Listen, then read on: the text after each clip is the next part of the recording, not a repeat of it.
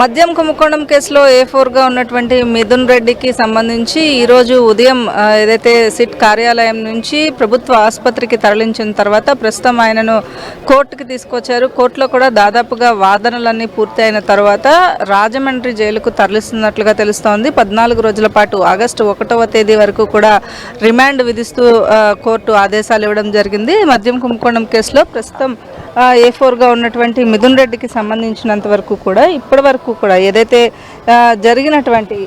మద్యం కుంభకోణం కేసుకి సంబంధించినంత వరకు రిమాండ్లో ఉన్నటువంటి ఏదైతే ఒక 11 మంది సభ్యులతో పాటుగా ఈ మిథున్ రెడ్డి అరెస్ట్ తోటి 12కి చేరింది ఈ సంఖ్య అని చెప్పుకోవాలి. అయితే పూర్తిగా ఏదైతే రిమాండ్ రిపోర్ట్లో కొన్ని ప్రత్యేకమైనటువంటి ఏవైతే రాశారో వాటికి సంబంధించినంత వరకు ఒక పార్లమెంట్లో మిథున్ రెడ్డి తరపున న్యాయవాదులు కోర్టులో తమ వాదనలు వినిపించారు. మిథున్ రెడ్డి పార్లమెంట్లో ఒక ప్యానెల్ స్పీకర్గా కూడా పనిచేశారు. ఆయనకి వై కేటగిరీ భద్రత కల్పించాలని కూడా కోరడం జరిగింది. అలాగే ఒకవేళ అంటే వారు నెల్లూరు జైలుకు కానీ గుంటూరు జైలుకు కానీ తరలించాలని కూడా ఏదైతే మిథున్ రెడ్డి తరపున న్యాయవాదులు కోరారు. ఈ నేపథ్యంలో ఏదైతే ప్యానెల్ స్పీకర్గా పనిచేశారు ఆయన అరెస్టు పైన స్పీకర్కు కూడా సమాచారం ఇవ్వలేదు అని చెప్పిన అటువంటి వివరాలన్నింటినీ కూడా న్యాయవాదులు కోర్టుకి తెలియచేయడం జరిగింది. అయితే ఈ కేసుకి సంబంధించి కొన్ని కీలక ఆరోపణలు కూడా సిట్ చేయడం జరిగింది. మద్యం స్కామ్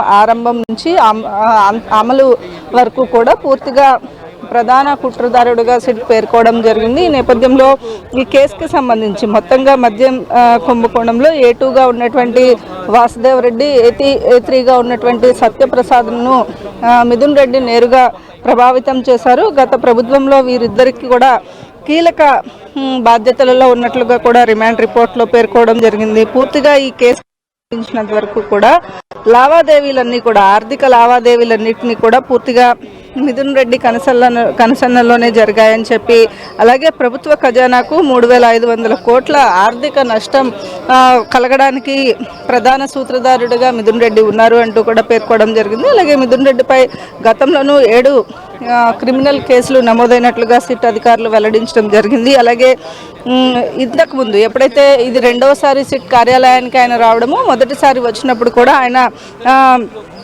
దర్యాప్తు సంస్థకు సహకరించలేదు అనే విషయాన్ని కూడా కోర్టులో ప్రస్తావించడం జరిగింది. ఇక మిథున్ రెడ్డికి సంబంధించినంత వరకు కూడా కస్టోడియల్ విచారణ అవసరము కాబట్టే మేము అరెస్టుకి కూనుకున్నాము అంటూ కూడా చెప్పడం జరిగింది.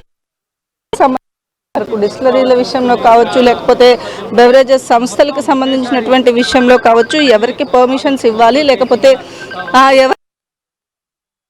జరగాలి అనే అంశాలన్నింటినీ కూడా మిథున్ రెడ్డి కనసన్నలోనే జరిగాయి. అయితే ఈ కేసుకి సంబంధించినంత వరకు కూడా ముడుపులు, కమిషన్లు, పంపిణీలు ఎవరెవరికి చేరాయో తెలుసుకోవాల్సిన అవసరం కూడా ఉందని చెప్పి వెల్లడించడం జరిగింది. అలాగే దీనికి సంబంధించి పూర్తిగా ఎవరైతే ఈ కేసుకి సంబంధించి నిందితులుగా ఉన్నారో వారందరి నుంచి విచారించగా వచ్చినటువంటి ఇన్ఫర్మేషన్ అంతా కూడా బేస్ చేసుకుని ఆ ఇన్ఫర్మేషన్ని కలెక్ట్ చేసిన తర్వాతనే మిథున్ రెడ్డిని ప్రశ్నించడం జరిగింది. అయినప్పటికీ కూడా ఆయన నుంచి సరైన సమాధానం రాలేదని చెప్పడం కూడా జరిగింది. దీనికోసం మరింత దర్యాప్తు కావాల్సి ఉన్న నేపథ్యంలో మిథున్ రెడ్డిని రిమాండ్ విధించాలని కూడా కోరడం జరిగింది. ఇక నిందితులకు ఎవరికైతే రాజకీయ పలుకుబడి ఉన్న కారణంగా సాక్షులను ప్రభావితం చేసే అవకాశం కూడా ఉన్న నేపథ్యంలో ఈ కేసుకు సంబంధించినంత వరకు ఖచ్చితంగా వీరికి సంబంధించినటువంటి న్యాయవాదులు కోరడం జరిగింది. చెప్పండి. కాంతి, చూస్తున్నాం మొత్తంగా మిథున్ రెడ్డి రిమాండ్తో ఇంకా మరికొంతమందిని సిట్ అధికారులు అదుపులోకి తీసుకునే అవకాశం ఉందా? ఏం జరగబోతోంది? ఇక లిక్కర్ స్కామ్ అనేది ఆంధ్రప్రదేశ్ వ్యాప్తంగా పెద్ద ఎత్తున చర్చకు దారితీసింది. ఇక చూస్తే మొత్తంగా ఒక రకంగా చెప్పాలంటే గత ప్రభుత్వంపై లిక్కర్ స్కామ్ అనేది పెద్ద ఎత్తున వినిపించిన అపవాదుగా కూడా వైసీపీ శ్రేణులు చెప్తూ ఉన్నాయి. ఇక కొద్దిసేపటి క్రితమే మనం మిథున్ రెడ్డి తండ్రి ఎవరైతే ఉన్నారో పెద్దిరెడ్డి రామచంద్రారెడ్డి కీలక వ్యాఖ్యలు చేశారు. జగన్కు అత్యంత సన్నిహితంగా ఎవరైతే ఉంటారో వారందరినీ కూటమి సర్కార్ కటకటాల పాలు చేసేందుకు కుయుక్తులు పన్నుతోంది. ఈ కేసు నిలవదు. చంద్రబాబు రాజకీయ చరిత్రలోనే ఇది ఒక అపవాదుగా మిగిలిపోతుందంటూ సంచలన కమెంట్స్ చేశారు. సో మొత్తంగా ఎలా చూడాలంటారు? ఆంధ్రప్రదేశ్ వ్యాప్తంగా ఈ లిక్కర్ స్కామ్ కేసు అనేది ప్రకంపనలు రేపుతుంది. ఇంకా మరిన్ని అరెస్టులు జరిగే అవకాశం ఉందా? ఓవరాల్ డీటెయిల్స్ ఏంటి?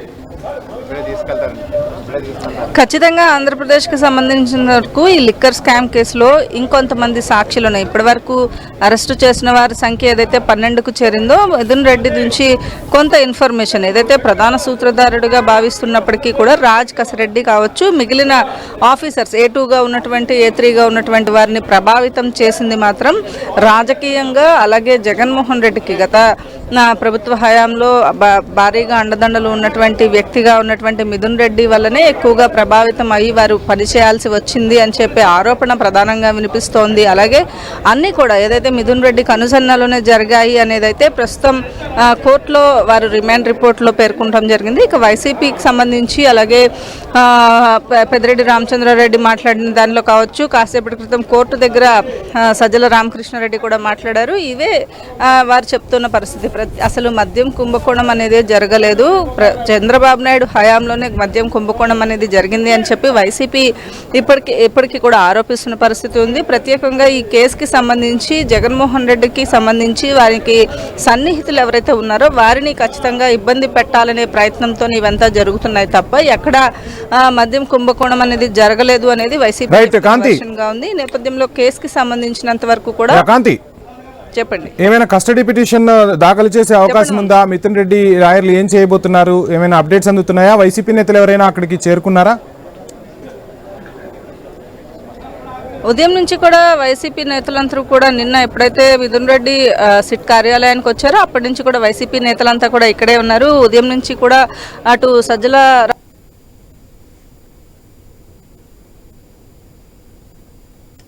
ఆది విష్ణు ఇలా అందరూ కూడా ఇక్కడికి చేరుకున్న పరిస్థితి ఉంది. అయితే కస్టడీకి సంబంధించినటువంటి విషయంలో పోలీసులు ఏదైతే సిట్ అధికారులు ఇంకా కూడా విచారణ చేయాల్సి ఉంది. నిన్న విచారణలో కూడా ఆయన సరైన సమాధానాలు చెప్పలేదు అనే విషయాన్ని కోర్టులో తమ వాదనలు వినిపించిన సమయంలో కూడా చెప్పడం జరిగింది. ఈ నేపథ్యంలో కస్టడీకి కూడా కోరే అవకాశం కనిపిస్తోంది. ఈ కేసుకి సంబంధించినంత వరకు కూడా మిథున్ రెడ్డి కీలక సూత్రధారిగా ఉన్నారు కాబట్టి కస్టడీకి ఇచ్చినట్లయితే కస్టడీ ద్వారా ఇంకొంత ఇన్ఫర్మేషన్ తీసుకునే అవకాశం ఉన్నట్లుగా తెలుస్తోంది. అలాగే బెవరేజెస్ కార్పొరేషన్ అధికారులతో సమావేశమై డిస్టిలరీస్ నుంచి ముడుపులు సేకరించి రాష్ట్ర ఆదాయానికి గండి కొట్టారు అనే విషయాన్ని కూడా సిట్ అధికారులు రిమాండ్ రిపోర్ట్లో పేర్కోవడం జరిగింది. ఇక లిక్కర్ స్కామ్లో చాలా పెద్ద కుట్ర దాగి ఉంది అనే విషయాన్ని కూడా ప్రస్తావించారు. భవిష్యత్తులో ఈ కేసుకి సంబంధించినటువంటి దర్యాప్తు చాలా అవసరం ఉంది అని కూడా చెప్పడం జరిగింది. ఈ నేపథ్యంలో ఈ కేసుకి సంబంధించి ఏదైతే రిమాండ్ విధించి జైలుకి ఏదైతే రాజమండ్రి జైలుకి పంపించినప్పటికీ కూడా కస్టడీకి తీసుకునే అవకాశం, కస్టడీ పిటిషన్ కూడా దాఖలు చేసే అవకాశం కనిపిస్తూ ఉంది. కస్టడీ పిటిషన్ వేసిన తర్వాత దానికి సంబంధించినటువంటి వాదనలు విన్న తర్వాత దానికి సంబంధించిన నిర్ణయం తీసుకుంటారు కాబట్టి ప్రస్తుతం దీనికి సంబంధించినంత వరకు కూడా ఈ కేసుకి సంబంధించినంత వరకు కూడా ఇప్పుడు ప్రత్యేకంగా ఏదైతే కోర్టులో అయితే చెప్తూ ఉన్నారు. అయితే ఈ కేసుకి సంబంధించి అలాగే వైసీపీ నాయకులు ఏమనుకుంటున్నారు, అలాగే వైసీపీ వర్షన్ ఏంటి అనేది మన ప్రతినిధి హరీష్ ఉన్నారు, ఆయన మీకు అందిస్తారు.